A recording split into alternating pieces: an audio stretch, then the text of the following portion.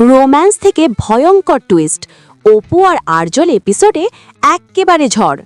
শুরুটা ছিল একেবারে সিনেমার মতো। অপু আর আর্যের মান অভিমান মিটে গিয়ে আবার কাছাকাছি আসা।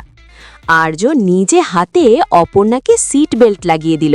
একটা ছোট্ট মুহূর্ত, কিন্তু দর্শকদের হৃদয় কাঁপিয়ে দিল। কিন্তু তারপরই এলো সেই চাঁপা ফুল টুইস্ট।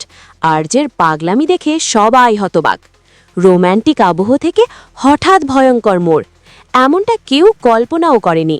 সব মিলিয়ে আজকের এপিসোডটা ছিল একেবারে complete package. Romance, drama, twist আর দুর্দান্ত অভিনয়। বরাবরের মতোই পুরো লাইমলাইটটা কেড়ে নিল আর্য। দর্শকদের চোখ সরানোই দেয়। আপনার মতে আর্যের এই হঠাৎ টুইস্ট কি নতুন গল্পের সূচনা, নাকি সাময়িক পাগলামি?